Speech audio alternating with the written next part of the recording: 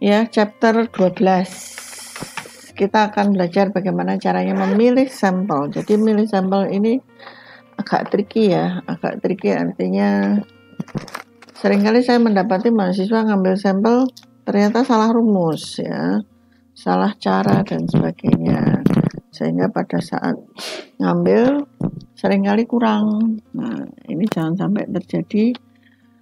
Anda sudah maju, sudah skripsi, sudah selesai, ternyata setelah dicek lagi, ternyata jumlah sampelnya kurang. Ya. Ada nggak kemungkinan sudah sampai ujian ternyata sampel Anda kurang? Apa yang akan terjadi? Yang terjadi, Anda bisa saja disuruh cari data lagi, Pak. Jadi toh, ujian tekan gone kon golek data meneh. Lulus, tapi kalau misalnya lulus Anda masih harus nyari data lagi, collecting data lagi, kemudian masih harus bimbingan lagi untuk memastikan bahwa skripsi Anda layak untuk dipajang di perpus atau di repositori, itu kan menyakitkan sekali.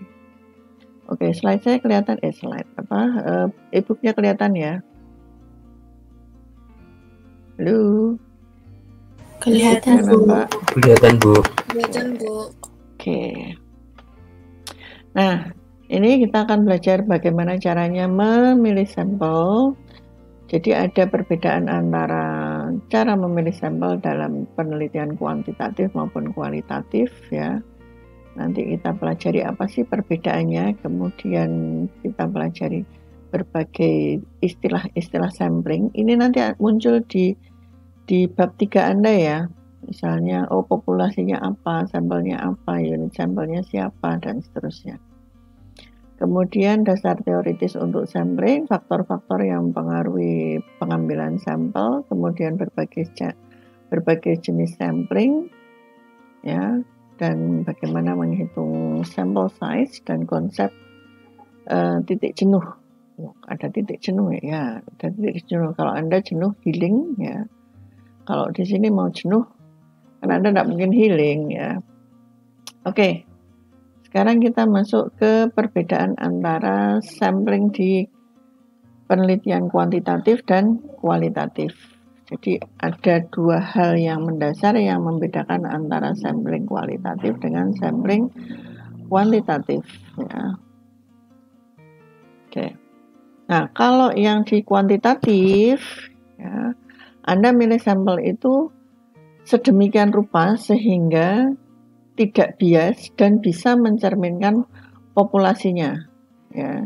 Namanya sampel itu kan mengambil dari satu kelompok besar, kemudian diambil sebagian kecil, ya, yang bisa mewakili, yang kira-kira kalau ini diambil itu bisa mencerminkan kondisi populasi secara keseluruhan. Ya, mencerminkan aja, ya, bukan berarti itu kondisi populasinya seperti itu, enggak. Kemudian kalau kualitatif ya, nah ini tergantung apa ya, tergantung kondisi. Jadi jumlah sampel yang kita ambil itu nanti informannya itu tergantung banyak hal seperti misalnya kemudahan. Ya, kemudahan seberapa mudah kita bisa mengakses sampel tersebut. Kemudian jadi misalnya orangnya susah dihubungi atau apa ya. Nah, itu sangat-sangat tergantung pada situasi. Kemudian penilaian Anda terhadap orang yang akan diwawancara. Ini kira-kira orangnya punya pengetahuan yang memadai atau tidak terkait dengan variabel yang Anda teliti atau topik yang Anda teliti. Bisa menjawab enggak? Bisa menjawab penelitian Anda atau enggak? Ya, termasuk situasi, tergantung peristiwa, ya. Dan seberapa umum ya case-nya itu seberapa umum ya, seberapa lazim kategori individunya. Jadi informan yang digunakan dalam penelitian kualitatif itu sangat, ya bisa dikatakan sangat subjektif ya, sangat subjektif, dan ini sangat tergantung pada pemahaman Anda terhadap variabel yang Anda teliti. Makanya kalau Anda mau meneliti kualitatif itu harus banyak-banyak membaca, harus banyak membaca ya, baik membaca textbook maupun membaca jurnal. Anda bekalnya harus kuat dulu. ya. Nah, untuk yang kualitatif tujuannya, ya, tujuan untuk yang kuantitatif, ya, tujuan samplingnya ini, kenapa kok dia harus mewakili populasi? Kenapa kok dia nggak boleh bias? Karena fungsinya adalah untuk mengambil simpulan mengenai simpulan dari kelompok atau dari populasinya, ya. Jadi kita mengambil kesimpulan, oh ini berdasarkan sampel yang kita ambil, kemungkinan besar populasinya memiliki karakteristik seperti ini, kemungkinan besar. Jadi masih ada space untuk bukan ketidakmungkinan, ya, ada space untuk kekeliruan, ya, kekeliruan karena ya kita kan ngambilnya sampel, ya, namanya sampel kan ibaratnya kalau kita masak ngicipi, ya, ngicipi kan hanya satu sendok, ya, atau mungkin tidak hanya 1 sendok, mungkin hanya setengah sendok teh, namanya ngicipi kuah, ya. Nggak taunya sayurnya masih keras, oh enak, ya. Tapi ternyata setelah dicek, ternyata sayur-sayurannya masih agak keras, misalnya seperti itu, ya. Kemudian yang kualitatif ini dia memang didesain untuk bisa mendapatkan informasi yang mendalam, ya, untuk mendapatkan pengetahuan yang mendalam mengenai objek yang Anda teliti, entah itu peristiwa, situasi, ya, sehingga kita diharapkan dari sampel yang sedikit itu bisa mendapatkan informasi sebanyak mungkin, ya. Nah, ini satu tapi mendalam. Ya nggak satu sih, lebih ya pasti. Nah, kemudian ada yang membedakan lagi dari segi sampel size-nya antara kuantitatif dan kualitatif. Biasanya kalau yang kuantitatif itu sudah ditentukan di awal jumlahnya. Ya, kita menggunakan ada berbagai rumus, ada berbagai cara, ada yang pakai Slovin itu yang umum, ya, ada yang pakai hard, ya, ada yang pakai hair, ya. Ada yang pakai macam-macam, ya, dan ini jumlahnya biasanya ditentukan di awal dengan berbagai pertimbangan. Tapi kalau kualitatif, kita tidak bisa menentukan sampel di awal, ya. You do not have a predetermined sample size. Tapi selama pengumpulan data, jadi proses mengumpulkan data terus berlangsung sampai kita mencapai titik jenuh, ya. Titik jenuh itu artinya kita sudah tidak mendapatkan informasi baru lagi, ya. Informasinya sudah sama, standar, ya udah itu, ya enggak standar sih, artinya informasi yang kita dapatkan udah mentok segitu, ya. Jadi asumsinya kita sudah mencapai titik jenuh data, sehingga kita oke lah udah cukup jawabannya itu terus. Berarti kita sudah tidak perlu lagi menambah sampel. Nah, jadi kalau pertanyaan penelitian sudah terjawab, kemudian sudah tidak ada informasi baru lagi, maka kita bisa menghentikan proses pengambilan data, ya. Nah, kalau dalam kuantitatif kita menggunakan randomisasi. Jadi randomisasi ini digunakan untuk menghindari bias pada saat kita memilih sampel, ya. Jadi sebisa mungkin random agar apa? Agar bisa mencerminkan populasi penelitian, ya. Tapi kalau yang kualitatif kita nggak perlu random, ya. Justru kita secara sengaja purposely select information rich respondent. Secara sengaja kita memilih responden yang punya informasi paling kaya, ya, informasi paling banyak, sehingga kita dari satu responden tadi mendalam kita bisa mendapatkan semua informasi yang kita butuhkan, ya. Jadi informan kunci lah, ya. Oke.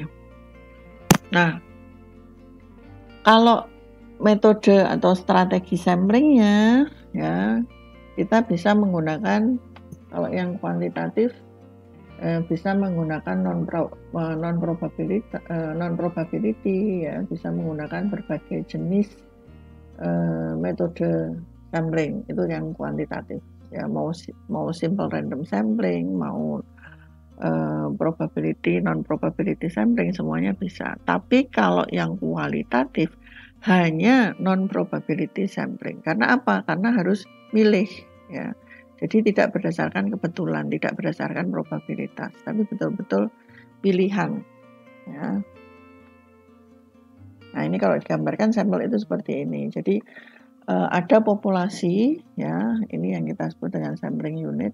Kemudian dari populasi ini kita pilih, ya, kita pilih, oh ini jadikan sampel ya, hanya sebagian kecil.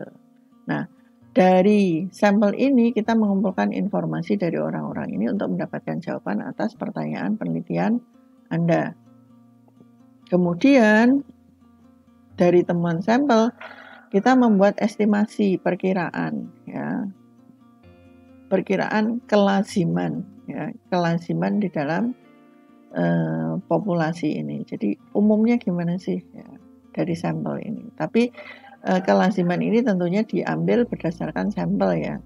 Kita tidak bisa mengatakan bahwa semua orang seperti itu, enggak, ya. Semua populasi memiliki perilaku sama seperti sampel, enggak. Kita hanya mengambil berdasarkan sampel yang kita teliti, ya, populasinya kemungkinan besar memiliki ciri-ciri seperti yang disebutkan dalam sampel, ya. Nah, kemudian sekarang kita bicara mengenai konsep sampling.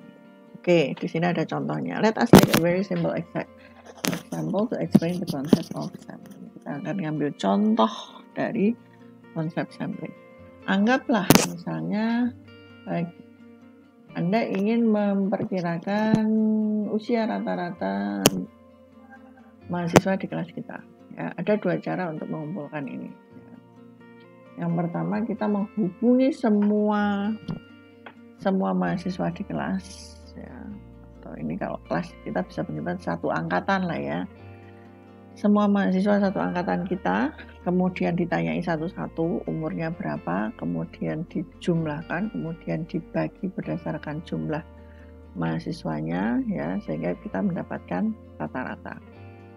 Itu harus menghubungi satu persatu. Kemudian cara yang kedua, kita memilih sebagian aja, a few student from the class.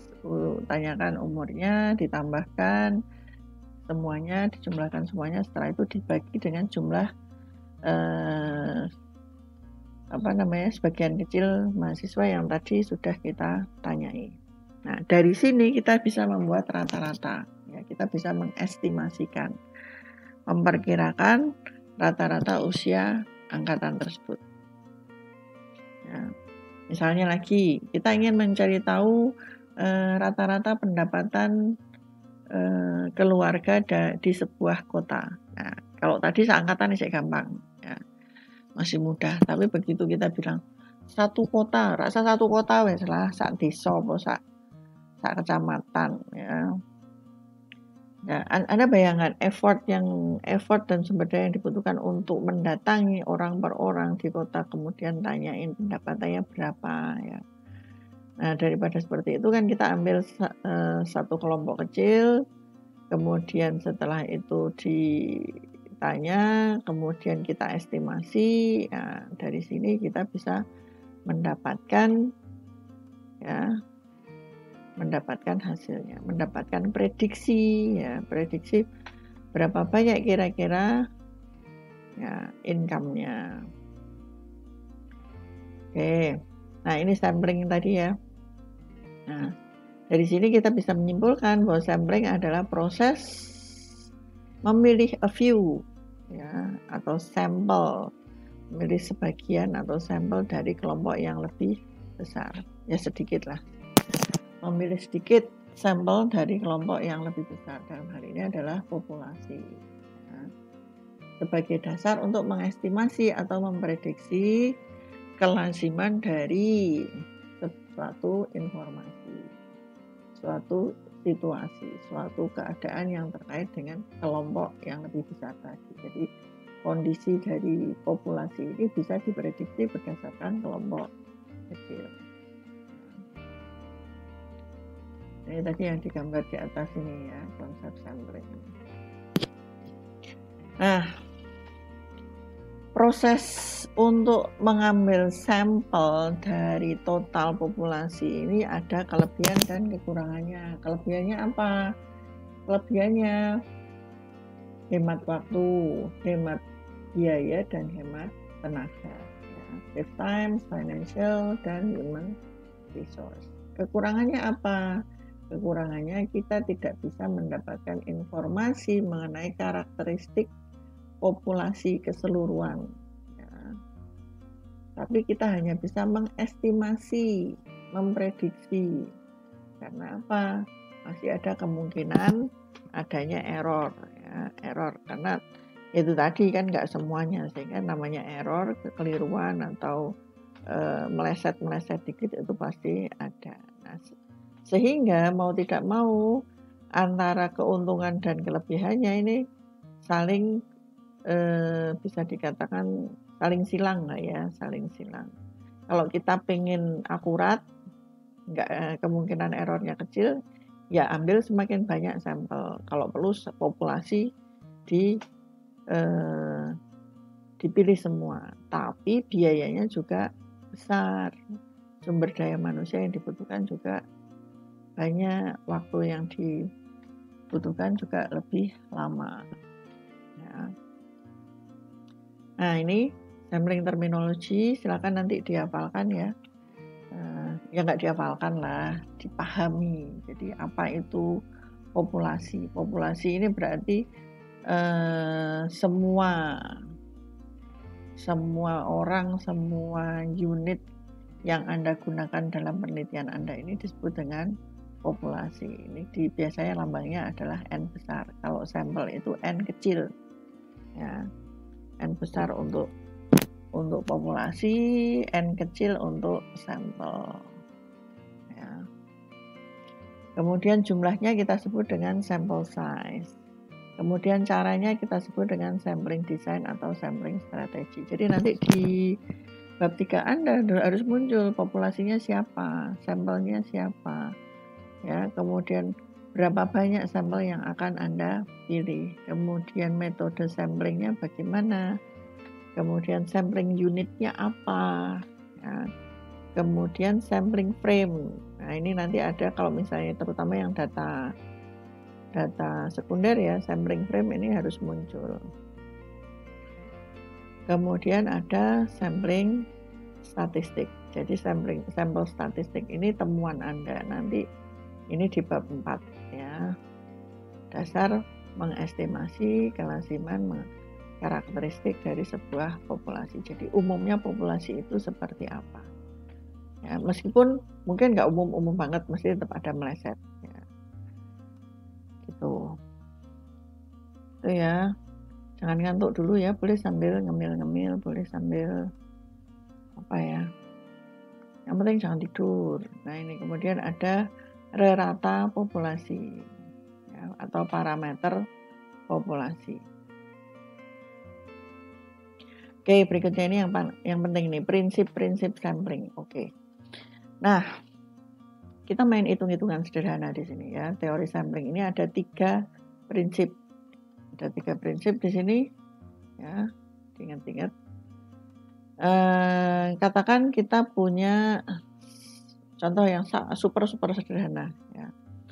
Di sini ada 4 individu, si A, si B, si C, si D. Ya. Si A ini umur 18, si B umur 20, si C umur 23, si D umur 25.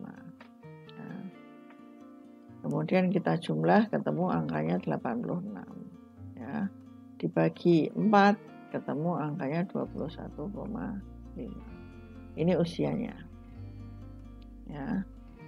Oke, udah toh? Sekarang katakan kita ingin mengambil sampel. Dari 4 orang ini kita ambil 2. Ya. Untuk mengestimasi rata usia dari 4 individu ini dalam satu kelompok. Ya, berarti kita ada beberapa kemungkinan. Ada sampelnya ini mungkin muncul AB, muncul AC, muncul AD, kemudian bisa muncul BC, BD, ya. Kemudian bisa muncul CD. Ya. Kombinasi ini bisa muncul dari 4 individu tadi. Oke, terus ini biar gampang, di bawah ada hitungannya sih. Cuma ini saya ingin perjelas aja. Nah, terus, nah ini tadi kan ada 6 A, B, A, C. Kan kita nggak tahu siapa yang bakal keangkat ini. Nggak tahu siapa yang bakalan jadi sampelnya. Katakan misalnya ada kombinasi seperti ini.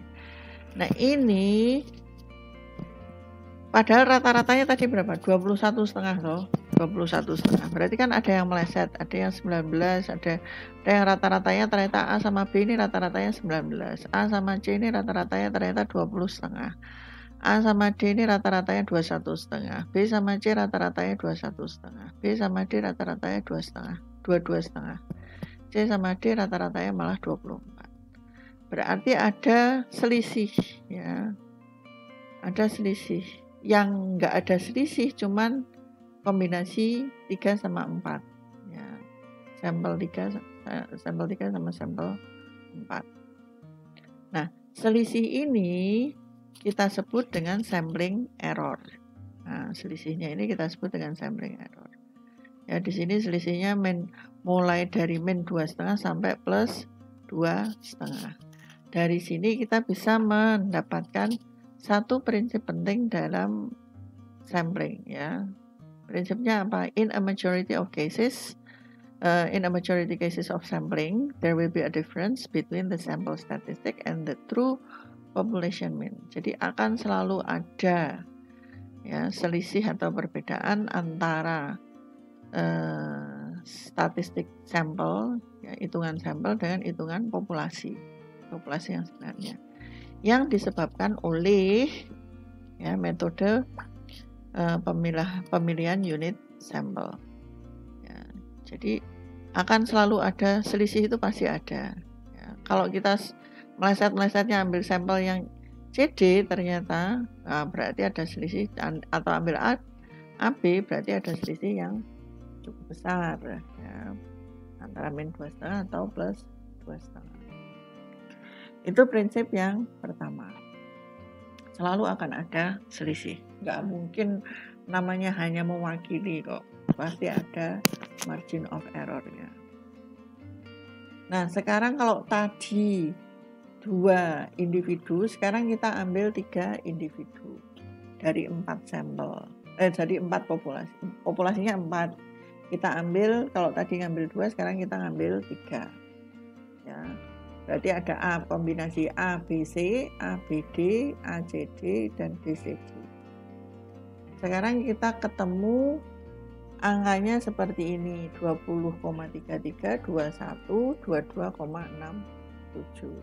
Nah, rata-ratanya masih tetap sama, rata-rata populasinya kan 21,5, nggak berubah. Ya. Nah, berarti sekarang selisihnya berapa? Kalau tadi 19 ya tadi ya. Nah, ini 19 sama 24 ya. Sekarang angka yang paling rendah adalah 20,3 dan paling tinggi 22,6. Berarti ada selisihnya, kalau tadi paling besar plus 2,5, paling kecil min 2,5, sekarang plus 1,17 sama min 1,17. Selisihnya seperti itu. Nah, berarti ada penurunan selisih. Disebabkan oleh apa? Disebabkan oleh penambahan jumlah sampel. Ya. Selisihnya kan semakin kecil ya, nilai mutlaknya ya. Nah, artinya apa? Ini prinsip yang kedua. Ya, semakin besar sampel size-nya, the greater the sample size, the more accurate the estimate of the true population mean. Ya, jadi semakin besar sampel size-nya, maka estimasinya semakin mendekati akurat. Nah, semakin mendekati akurat. Nah, itu kalau Anda pengen semakin akurat, ya mau tidak mau Anda harus menambah sampel. Oke, itu prinsip yang kedua, diingat. Kemudian prinsip yang ketiga. Nah, sampling ini sangat penting ya sebagai a number of sampling strategy, seperti stratified dan cluster sampling ya. Ini jelas stratified sama cluster sampling ini sangat-sangat bergantung pada prinsip yang ketiga. Oke, misalnya misalnya kita punya datanya beda dengan yang tadi ya. Kalau sekarang datanya ada 4 data yang mencolok bedanya. Ya, Anda lihat. Kalau tadi kan angkanya di tengah-tengah. Sekarang angkanya kan tadi berapa ini? 18, 20, 23, 25 ya. Sekarang kita punya ada yang 18, ada yang 40, ada yang 32. Berarti selisihnya kan jauh-jauh. In other words, we are visualizing a population where the individuals with respect to age, the variable where we are interested in are markedly different. Jadi bedanya jauh. Kalau bedanya jauh seperti ini, kalau kita ambil dua sampel, ya ini sudah dihitung sih. Kalau kita ambil 2 sampel, selisihnya errornya min 7 sampai plus 7. Kalau kita ambil 3 sampel, selisihnya min 367 sampai dengan plus 367. Ya, jadi semakin besar. Kalau tadi jumlah sampel, dengan cara seperti ini berarti sampel kita juga harus di kelompok yang sama. Ya. Dengan cara seperti ini kita tahu, berarti kalau yang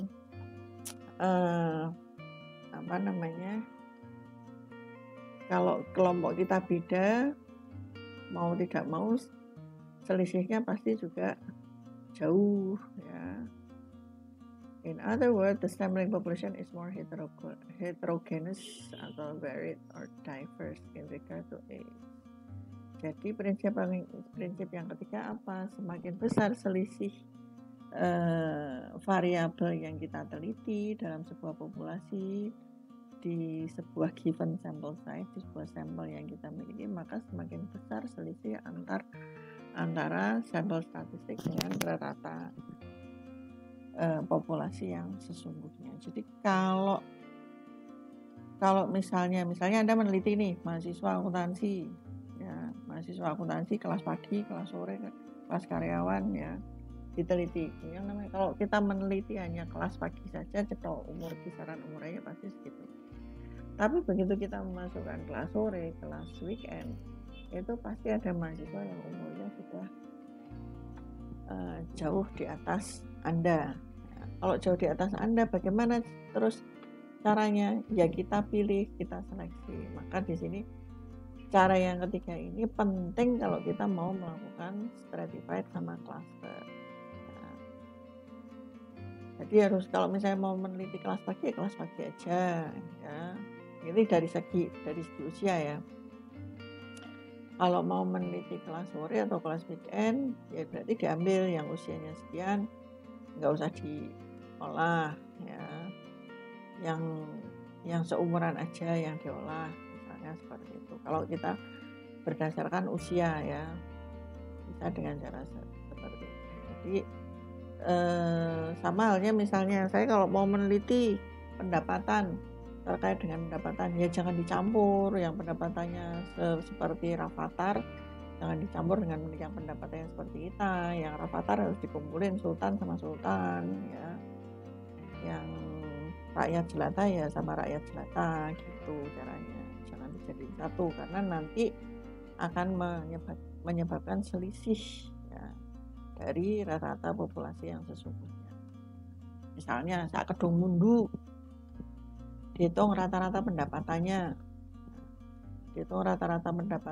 ternyata pendapatan orang di Kedung Mundu, penduduk Kedung Mundu adalah sekitar, ini populasi ya, sekitar berapa misalnya, penduduk Kedung Mundu pendapatannya katakan tiap bulan 4 juta rupiah rata-rata. Nah, 4 juta ya sudah bagus. Rata-rata 4 juta rupiah per bulan di atas UMR.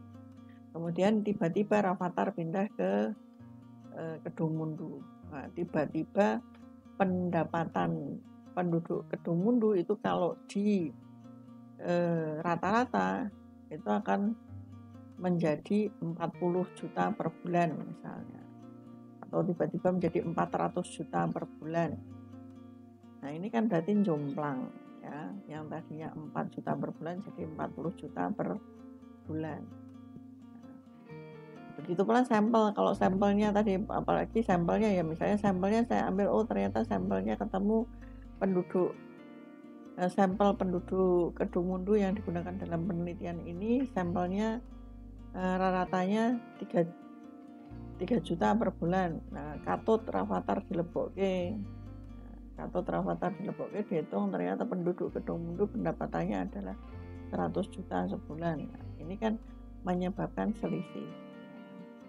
Makanya tadi yang sultan ya ngolahnya bareng-bareng sama sultan, yang rakyat jelata ngolahnya sama rakyat jelata gitu ya, jelas ya. Makanya ini perlunya memilih sampel strategi yang tepat ya. Kalau seperti ini kita harus menggunakan stratified atau cluster. Begitu pula misalnya penelitian pakai kuesioner.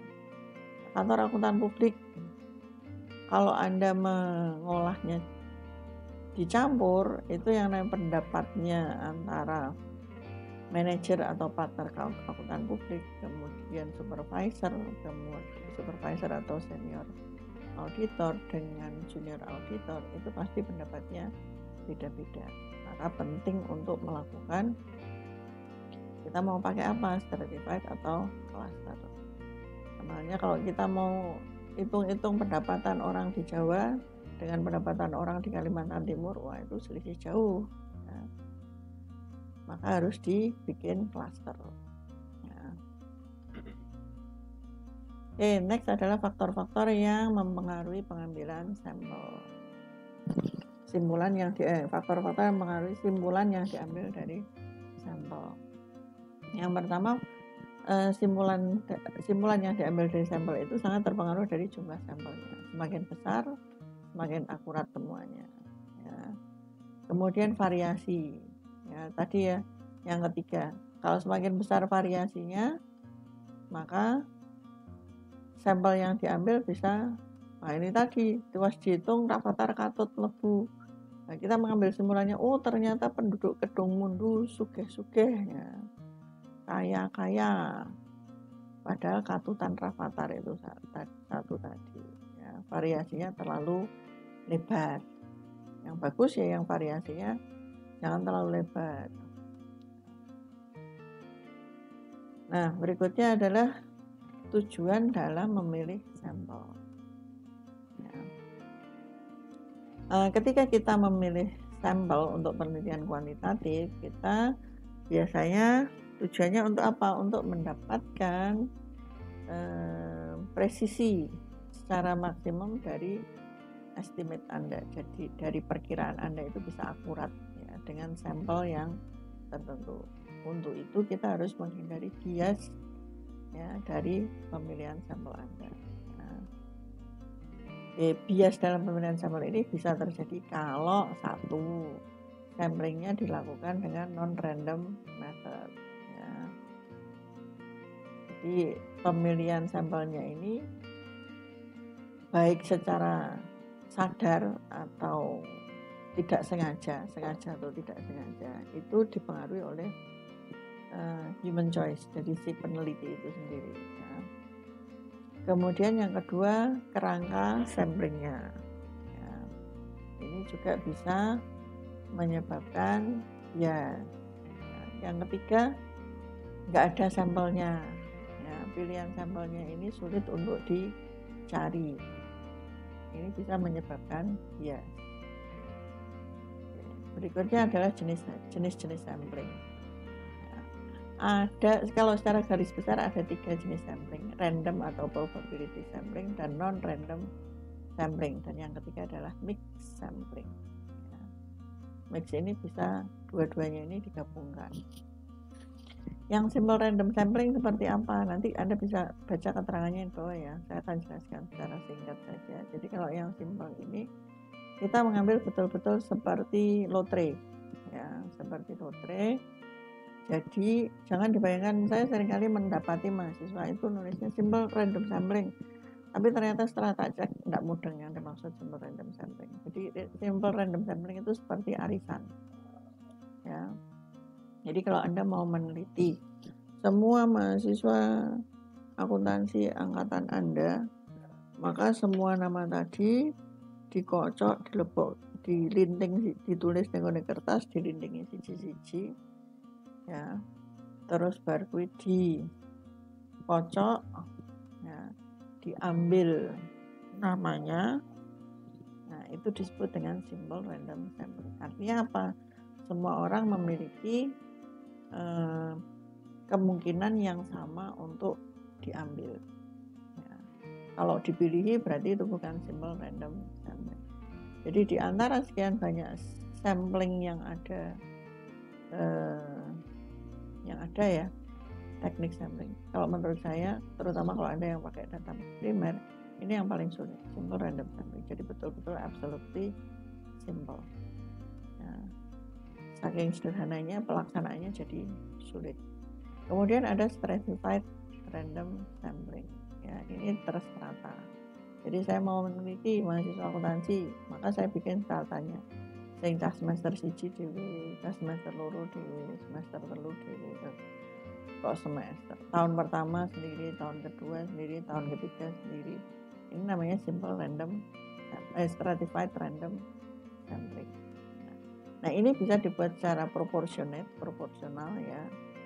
Nah, bisa secara disproporsionate. Kemudian ada cluster sampling. Kalau ini biasanya secara geografis. Misalnya, mahasiswa akuntansi tak pilai sing saka Semarang cah piro, sing saka di Demak piro, sing saka luar Jawa piro. Luar Jawa kalau mau di cluster sendiri silakan. Kemudian sing saka misalnya per kota ya. Grobogan mau piro, saka Blora piro, saka Tegal piro, saka Pekalongan piro. Nah, ini kita menggunakan namanya cluster sampling. Ya, bisa single stage, bisa double stage, bisa multi stage. Ya. Dan ini bisa digabungkan dengan stratified. Udah dikelompokkan, masih dikelompokkan berdasarkan geografis, masih dikelompokkan berdasarkan stratanya. Kemudian ada non-random atau probability sampling ya, non-random atau probability sampling. Ya. Di sini ada kuota. Kuota itu berarti kita sudah tahu berapa yang akan kita ambil. Biasanya mahasiswa pakai Slovin, pakai hair ya. Jumlahnya kita tentukan di awal. Ya, kuota ini bisa berdasarkan populasinya, itu yang pakai Slovin, yang hair itu berarti berdasarkan alat ukurnya. Pertanyaannya sekian, berarti saya harus ambil sampel sekian. Kalau yang berdasarkan populasinya, populasi saya sekian, berarti saya harus ambil sampel sekian. Itu pakai kuota.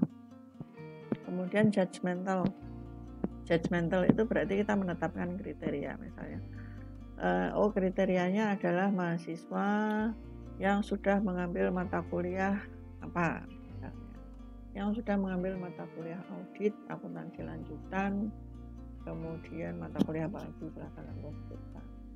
Kemudian accidental itu berarti ini untuk kenyamanan ya, tak ketemu nih mahasiswa nih.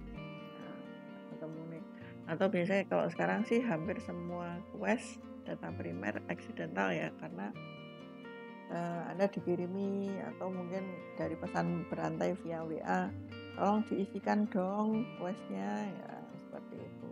Ini termasuk dalam accidental. Kemudian ada snowball itu berarti ini biasanya digunakan untuk kualitatif, dari satu orang kemudian berkembang menjadi banyak orang. Misalnya saya nanya satu orang, wawancara satu orang, kemudian satu orang itu tadi menyampaikan, itu loh Pak ini, Pak X ini orangnya paham banget mengenai ini. Mungkin Ibu bisa bertanya lebih lanjut dengan si Pak X ini. Nah, berarti kita nambah Pak X, nanti tambah lagi. Nah, ini snowball, bola salju, bergulir semakin lama semakin banyak. Kemudian ada expert sampling. Kita hanya ambil sampel orang yang betul-betul expert. Nah, ini juga biasanya kualitatif. Kualitatif itu biasanya sudah expert sampling, snowball, accidental, judgmental. Ya. itu yang kualitatif ya. Mix sampling berarti campuran. Nah ini ya, nah ini yang random sampling.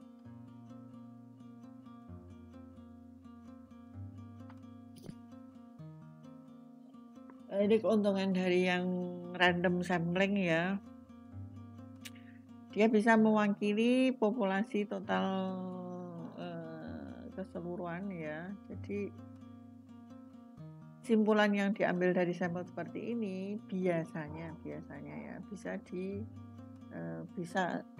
bisa paling mendekati kondisi populasinya ya. Kemudian beberapa pengujian statistik itu hanya bisa berfungsi kalau datanya betul-betul random. Nah ini metode random sampling fishbowl draw. Anda ngerti ya kalau yang misalnya namanya dimasukkan ke dalam mangkok besar yang kaca itu, terus diambil diaduk-aduk, terus diambil namanya. Nah ini namanya fishbowl draw, sama seperti arisan ya. Kemudian komputer program pakai yang apa namanya yang kayak lotre itu, yang kayak arisan itu kan random. Kemudian table randomly generated numbers ya. Di kalkulator juga ada. Ini contoh seperti ini. Ini tahapannya. Nah, yang random sampling ini ada dua cara, sampling without replacement dan sampling with replacement. Misalnya ada 20, kita mau mengambil 20 mahasiswa dari total populasi 80. Sampelnya 20, populasinya 80. Mahasiswa yang pertama itu kan probabilitasnya dia diambil dari 1 dari 80 mahasiswa. Begitu mahasiswa kedua kan ya, sudah diambil 1 nih, berarti tinggal 1 dari 79 mahasiswa. Berarti probabilitasnya dia 1/79. Nah nanti begitu mahasiswa yang ke-20 berarti dia diambil dari probabilitasnya 1/61. Nah cara seperti ini kita sebut dengan sampling without replacement. Kalau sampling with replacement berarti harus ada nama baru lagi yang dimasukkan di situ ya. Sehingga jumlahnya tetap 1/80, atau nama yang tadi keluar masukin lagi aja ya, asalkan dia bisa terambil. Kalau dia bisa terambil lagi berarti di drop, tapi kalau nama yang muncul lain, nah itu dipakai, berarti sudah di list gitu ya. Oke, kemudian specific random probability sampling design, ada simple random sampling stratified, tadi sudah saya jelasin ya, ada yang proportionate, ada yang disproportionate. Ini tahapannya nanti bisa dilihat. Kemudian ada cluster sampling ya. Ini biasanya berdasarkan geografis biasanya ya, atau bisa berdasarkan karakteristik fisik juga bisa. Nah ini contohnya kebetulan geografis Australia ya. Kemudian ada non random atau non probability sampling ya. Ada kuota accidental, tadi sudah saya sebutkan ya. Yang kuota ini kita sudah tentukan di awal ya. Kalau mix berarti kan Bu, saya simple random sampling, tapi kan untuk menentukan jumlahnya kan saya kasih kuota dulu ya. Itu mau tidak mau berarti pada akhirnya mix ya. Accidental sampling, judgmental expert. Nah ini yang snowball sampling ya, dari 1 nambah 2 dan seterusnya 3 ya. Ini kebetulan 3, ada yang 2. Nah, semakin lama semakin banyak sampai mencapai titik jenuh. Ini biasanya kualitatif. Ini yang mix design ya, campuran contohnya tadi. Kemudian udah ya, ini nanti hitungan. Nah sekarang yang kualitatif ya, sampling dalam riset kualitatif. Nah kalau kualitatif ini kan tujuannya to explore the diversity, keberagaman. Sample size, sampling strategy tidak memberikan peran yang penting dalam pemilihan sampel. Jadi jika dipilih secara hati-hati, diversity bisa extensive and accurately described on the basis of information obtained even from one individual. Jadi bisa saja satu individu yang kita wawancara, asalkan orang itu betul-betul memiliki informasi yang komplit, beragam, dia betul-betul expert dalam hal yang kita teliti, itu cukup ya, selama dia bisa menjawab semua pertanyaan penelitian kita. Jadi di sini samplingnya bisa menggunakan, ya bisa purposif ya, orangnya dipilih kan otomatis judgmental berdasarkan pemikiran kita ya, pilihan kita. Kemudian ada expert ya, kita pilih yang betul-betul expert, dan accidental dan snowball.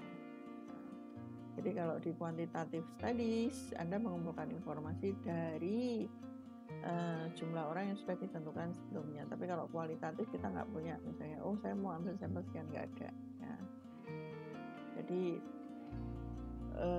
data collectionnya ini berdasarkan pada ini, yang terpenting sih ini sih saturation point-nya ya. Kalau jumlah sampel size-nya jelas kuantitatif ada jumlahnya, kalau kualitatif kita tidak menentukan jumlah sebelumnya ya. Jadi kemudian kalau yang di kuantitatif Anda dipandu oleh keinginan Anda untuk memilih random sampel. Tapi kalau kualitatif Anda dipandu oleh judgment ya, keputusan Anda untuk memutuskan siapa yang bisa menyediakan informasi paling baik, paling kaya informasi. Jadi bedanya di situ. Jadi kalau kuantitatif sebisa mungkin serandom mungkin. Kalau kualitatif justru sebaliknya. Kita harus milih orang yang betul-betul paham dengan apa yang akan kita teliti. Nah, berikutnya adalah konsep saturation point dalam penelitian kualitatif. Ini tadi kita berangkat namanya titik jenuh data. Kalau kita sudah sampai ke dalam titik jenuh data, di mana kita sudah nggak mendapatkan informasi baru lagi atau informasinya sudah berulang sama terus, berarti oke lah, cukup sampai sekian saja. Jadi perlu Anda ingat bahwa konsep titik jenuh data ini sangat-sangat subjektif, highly subjektif. Kalau Anda mengumpulkan data dan memutuskan, oh ini saya sudah sampai titik jenuh nih, saya sudah nggak akan ambil data lagi ya. Jadi seberapa lama atau seberapa cepat Anda mencapai titik jenuh ini tergantung keberagaman situasi atau fenomena yang Anda teliti. Semakin variabel yang Anda teliti itu semakin spesifik, biasanya titik jenuhnya semakin cepat tercapai. Tapi kalau yang Anda teliti itu agak luas, maka titik jenuhnya Anda harus agak lama nyarinya, biasanya seperti itu. Jadi the greater the diversity, the greater the number of people from whom you need to collect the information to reach the saturation point. Jadi semakin besar keberagamannya ya, maka jumlah orang yang harus kita hubungi untuk mendapatkan informasi dan bisa mencapai titik jenuh itu semakin besar ya, semakin banyak.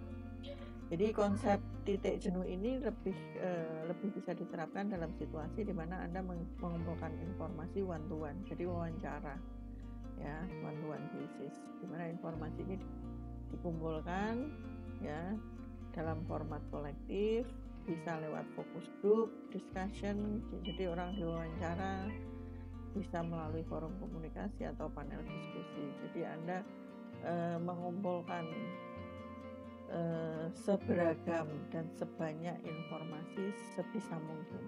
Nah, jadi pada saat sudah nggak ada informasi baru lagi yang muncul, maka bisa dikatakan Anda sudah mencapai titik jenuh. Itu. Jadi kalau misalnya Anda meneliti kok susu kok rapor, bisa jadi Anda belum mencapai titik jenuh. Bukan jenuh menggarap skripsi loh ya, tapi jenuh Anda jenuh artinya sudah tidak ada data lagi yang bisa dikumpulkan. Oke, itu yang bisa saya sampaikan terkait ini. Ada yang ingin ditanyakan?